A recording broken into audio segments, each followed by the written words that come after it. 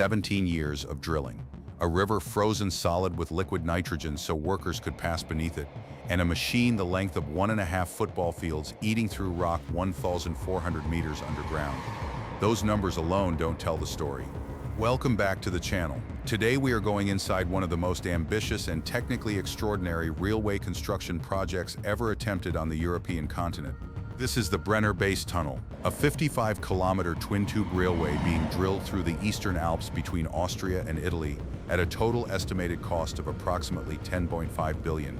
And when it opens, it will be part of the longest underground railway connection on the planet. This is not just a tunnel. It is not even two tunnels.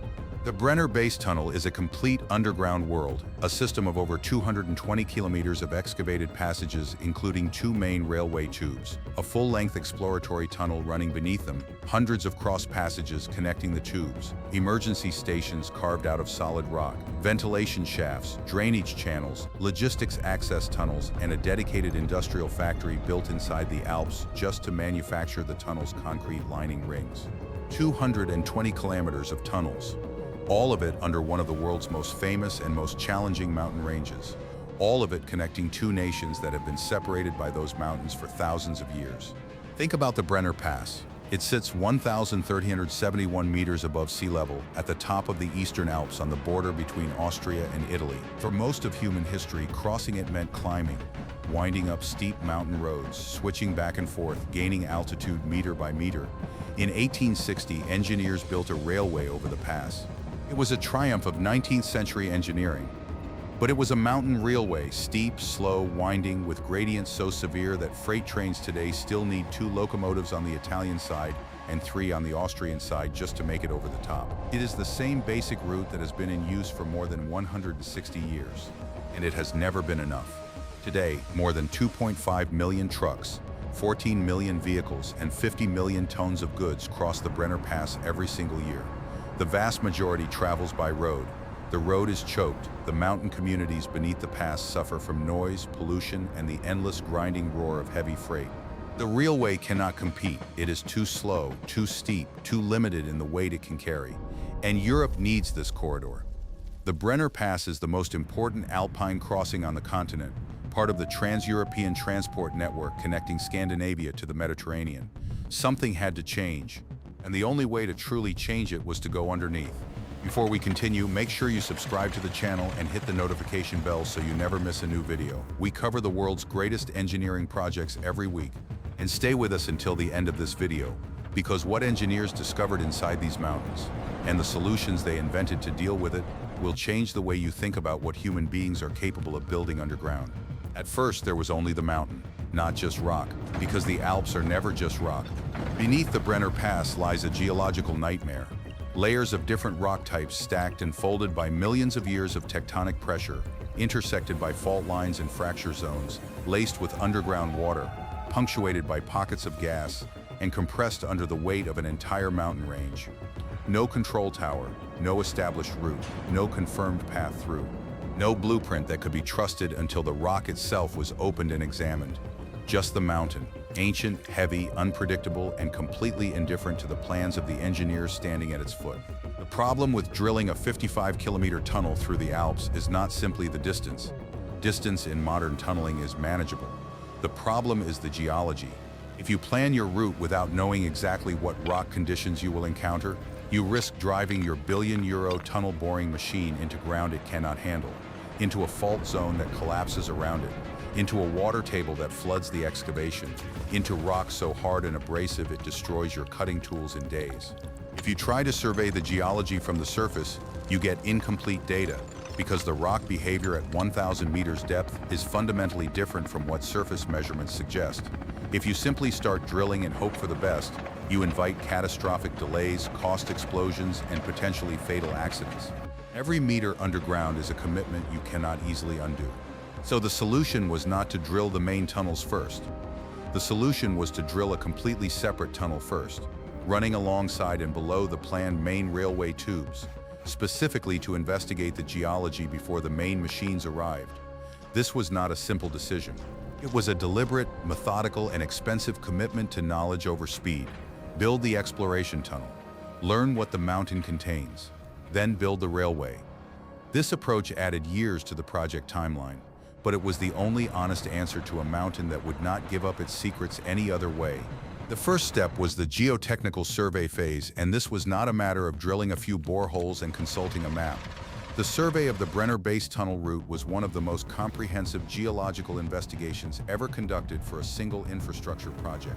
Teams conducted seismic surveys across the Alps to map rock density and layering. They drilled deep investigation boreholes at dozens of points along the planned route to extract rock core samples for laboratory analysis. They measured underground water pressure at depth. They analyzed the chemical composition of groundwater to identify corrosive elements that could attack concrete tunnel linings. They modeled fault zone locations using surface geology and historical earthquake data. They mapped the thermal gradient because deep underground, rock temperature rises, and at the depths the Brenner Tunnel would reach, workers and machines would be operating in conditions that required active cooling. The investigation identified the major challenge zones, the Innsbruck quartz phyllite, with its tendency to swell and deform under pressure, the Brixner granodiorite, an extremely hard and abrasive rock that would punish cutting tools relentlessly, the Hochstegen Zone, a geological formation of marble and schist with complex structural behavior, and multiple fault zones crossing the alignment where rock mass could be fractured, unstable, and water-bearing.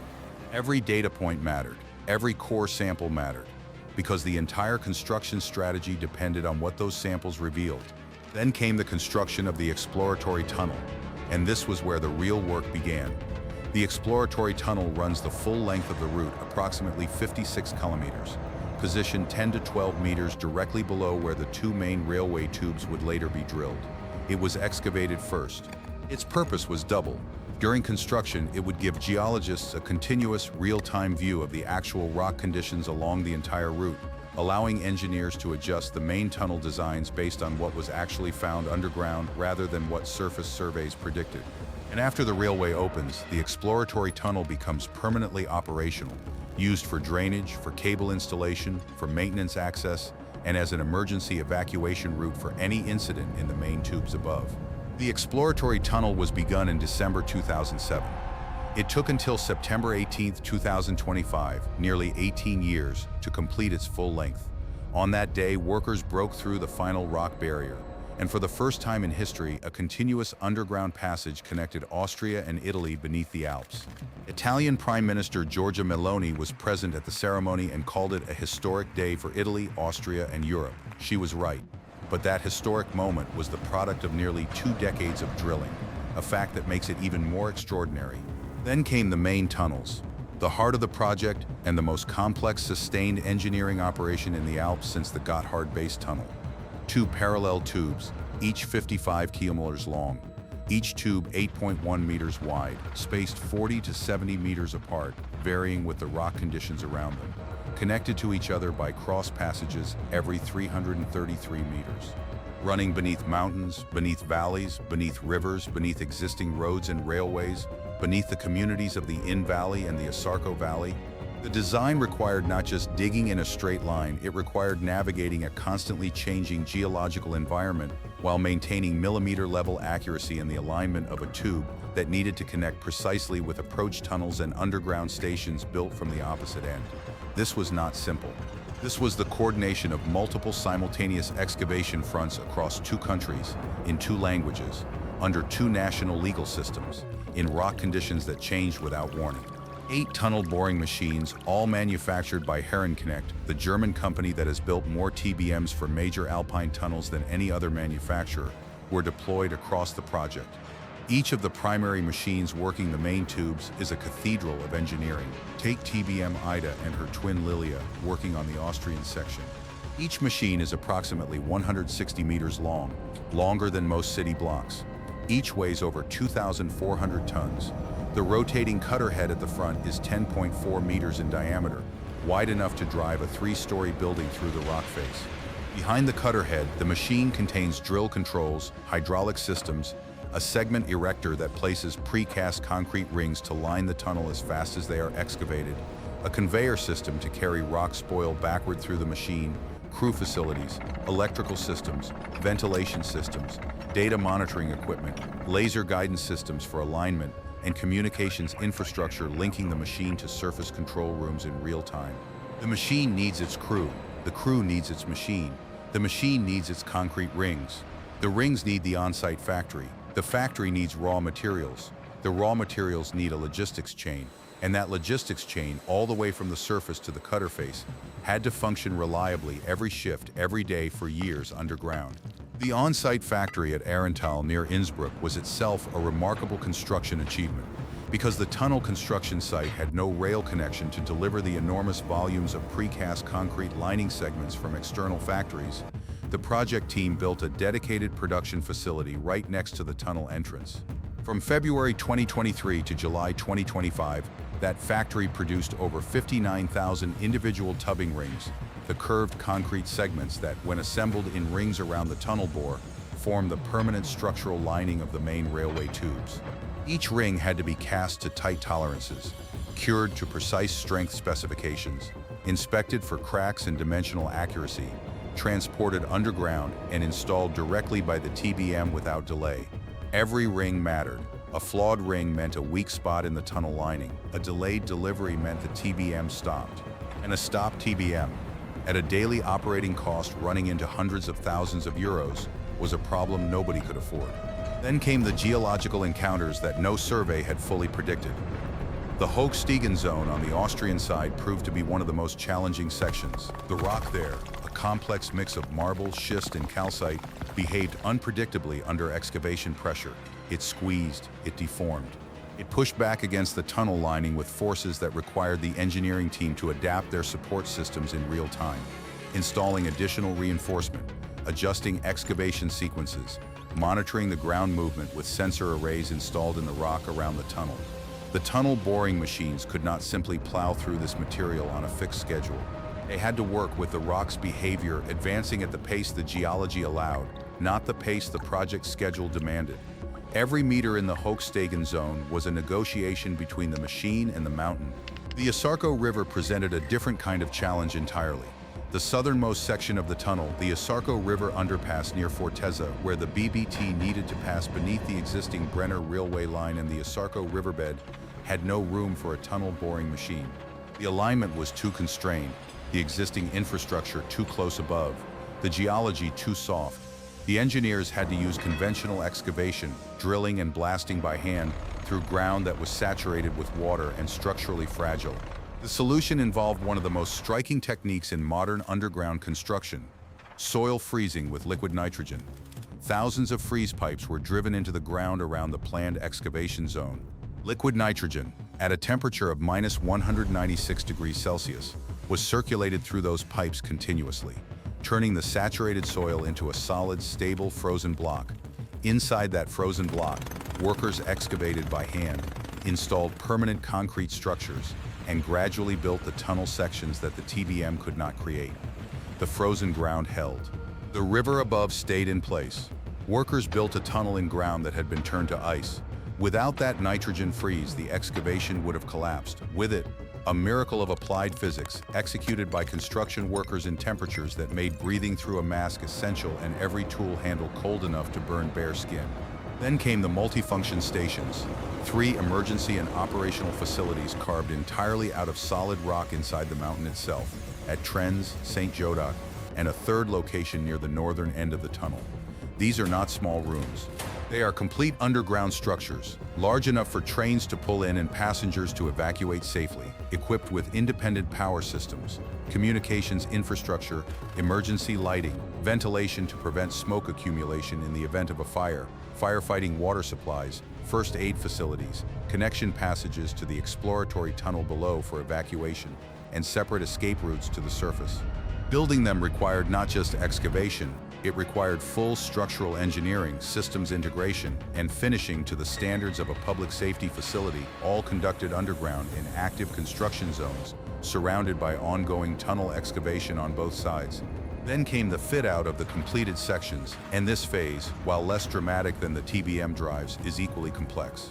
The railway systems that must be installed in a 55-kilometer underground tunnel include the full track and ballast system, the overhead electrification catenary at 25 kilovolt alternating current, the signaling and train control systems using ETCS Level 2, the European standard for high-speed rail safety, the telecommunications network connecting every point of the tunnel to surface operations centers, the fire detection and suppression systems throughout both tubes, the drainage systems connecting to the exploratory tunnel below, the passenger and emergency lighting systems, the ventilation management systems, the intrusion detection systems at all access points, the CCTV monitoring network, the emergency telephone systems at regular intervals, the power supply substations at intervals along the route, and the trackside data communication loops that allow trains to receive speed and safety commands continuously throughout their passage.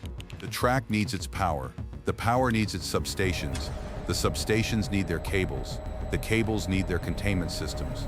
And every component needs to be tested independently before it can be tested as part of the whole. Then came the testing phase, still ongoing as of 2025 on the completed sections, and planned in full for the approach to the 2032 opening. Testing a railway tunnel of this length and complexity is not a single event, it is a years-long program. Each subsystem must be individually verified, track geometry measured to confirm it meets the tolerances for 250-kilometer operation, overhead line tension checked along every span, ETCS signal transmission verified at every balice location, ventilation flows measured against emergency design models, drainage rates tested under simulated maximum water ingress, fire detection response times confirmed against regulatory standards, emergency lighting activation sequences verified at each of the 3 multifunction stations, evacuation procedures tested with personnel moving through the exploratory tunnel under simulated emergency conditions. Then comes integrated testing, running test trains at progressively higher speeds, testing every system simultaneously, confirming that the interactions between systems behave as modeled, and verifying that when everything runs at once, trains at 250 km/h full signaling load, maximum ventilation demand, nothing fails, and nothing interferes with anything else. Most travelers who one day board a train at Innsbruck and emerge 25 minutes later at Fortezza will experience only smooth acceleration, the brief darkness of an underground journey, and the sudden reappearance of Italian daylight at the southern portal. They will not see the 220 kilometers of excavated passages that make that journey possible. They will not see TBM Ida working through the night in a rock face 1,000 meters underground, its crew of dozens managing a machine that weighs more than the Eiffel Tower. They will not see the nitrogen freeze pipes surrounding the Isarco excavation zone, turning waterlogged ground into a solid block cold enough to crack metal. They will not see the 59,000 concrete rings produced in the Ahrental factory, each one inspected and transported underground to be placed by a machine that never stops. They will not see the geological samples drilled from the Hochstegen marble and analyzed in laboratories to understand how rock at depth behaves under compression. They will not see the 3 emergency stations carved out of the mountain's interior, complete, self-sufficient, invisible underground fortresses designed to save lives in a scenario everyone hopes never occurs. They will not see the 3 workers who lost their lives during construction, nor the thousands of others who spent years of their careers underground, in heat and noise and dust, building something they may never ride themselves. They will not see any of it. They will see only the journey, 25 minutes, smooth, quiet, remarkable. The mountain will be invisible beneath them. And that invisibility, that perfect concealment of everything that made it possible, is itself the measure of how completely it was done. A 160-year-old mountain railway built for the speed of the 19th century, replaced by a tunnel drilled with machines the size of ships. A river frozen solid with liquid nitrogen so workers could build beneath it.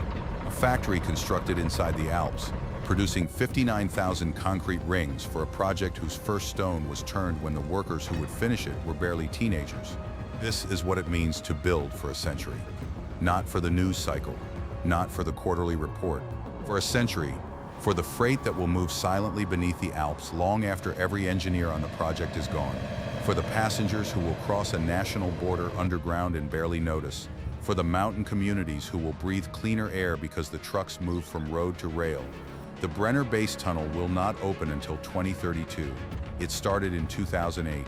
A generation of engineers has given the better part of their careers to it. And when the first commercial train passes beneath the Brenner Pass at 250 kilometers per hour, the mountain will not move. The snow above will not shift. The valley towns below will hear nothing. The only evidence that something extraordinary is happening will be a train arriving on time, which is in the end exactly what it was built to do. If you enjoyed this video, please subscribe to the channel and leave a comment below. Which alpine engineering project would you like us to cover next? And share this with someone who appreciates the scale of what goes unseen. Thank you for watching.